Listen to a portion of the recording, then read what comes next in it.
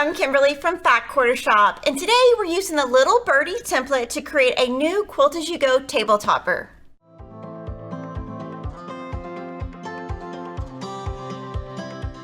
Before we jump into supplies and materials, I want to show you what the Little Birdie template will make. Quilt As You Go is a quilting method where you quilt individual blocks as you build them.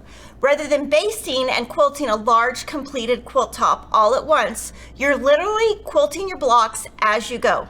Our exclusive Little Birdie template makes it super easy if you want to try the Quilt As You Go method. The Little Birdie template will give you the look of a Hummingbird, Arkansas Star, or Periwinkle quilt block.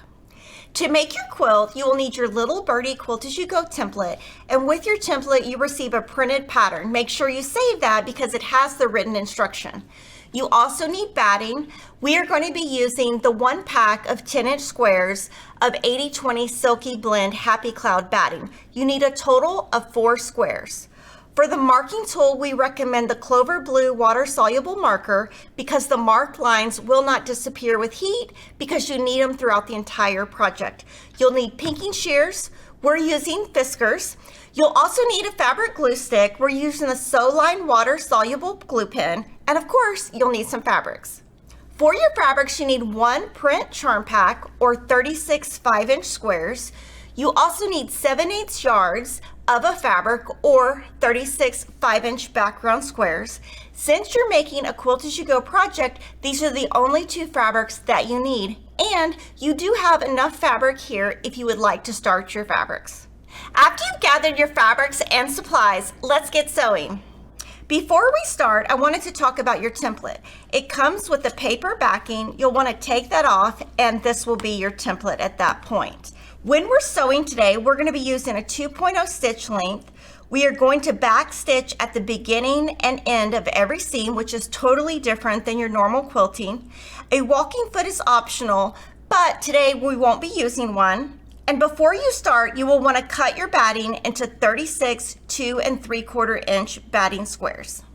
We're going to start on page 2 of our instructions that come with your template.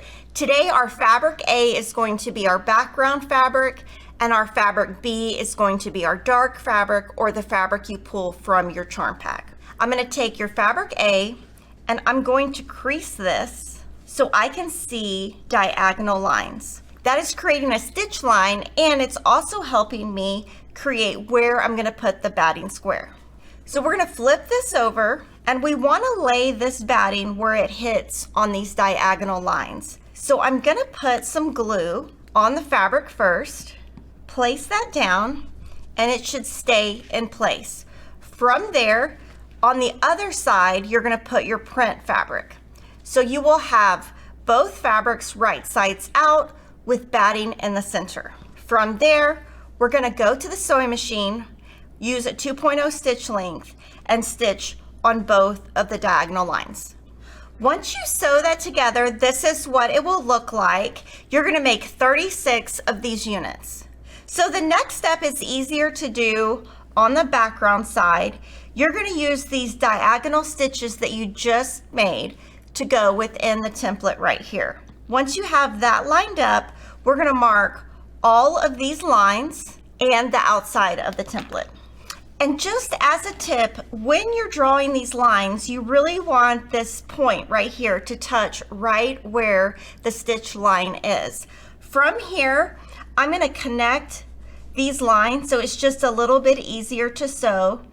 And you're going to connect this straight over to that diagonal so that you have a point exactly where the diagonal line is. You should be drawing the lines right outside the edge of that batting, so when you sew, your batting stays within the fabric. Now we're going to cut the outside edge of the octagon. You can either cut directly on the line or slightly outside the line. I'm going to cut slightly outside the line. You will make 36 of these, and you will find that it goes really quick.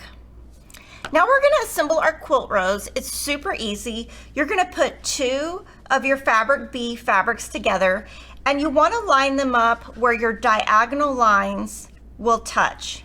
I'm going to use the poke a pin method. You're going to put a pin in the diagonal line on the top and a diagonal line on the bottom, about the same size away from the edge. you're going to keep that pin in there. You're going to do the same thing on the other side, because when you're sewing, you really need to cover that diagonal stitch.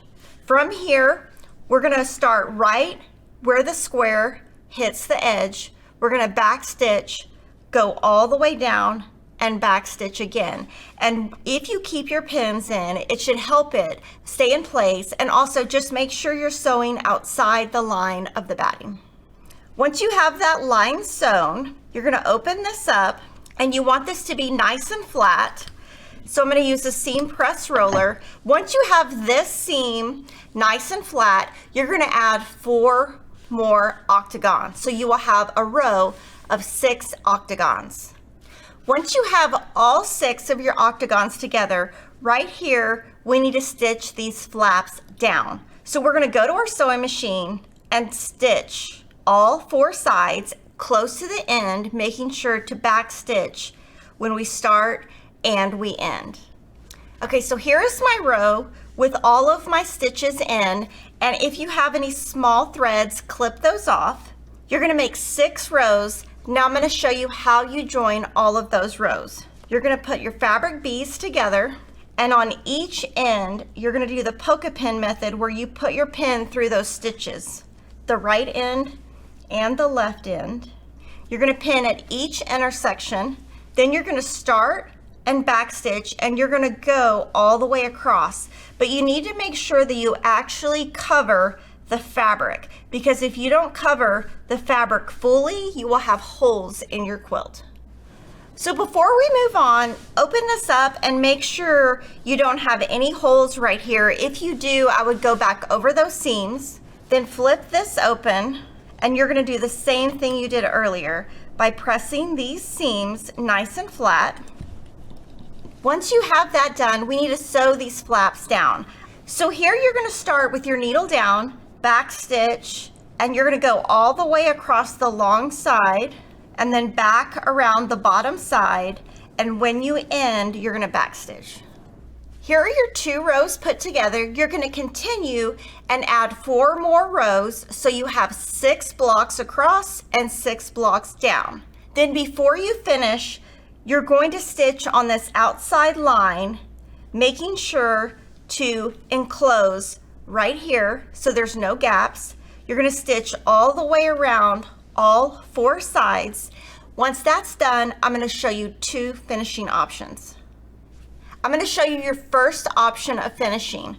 Once that outside edge is stitched, you can fold each of these flaps down and stitch them down, making sure to cover the edges right here. That will look like this. So this is your option 1, and it's super cute. Your option 2 is to not fold the flaps down and just stitch 1/8 of an inch away from the edge on all sides.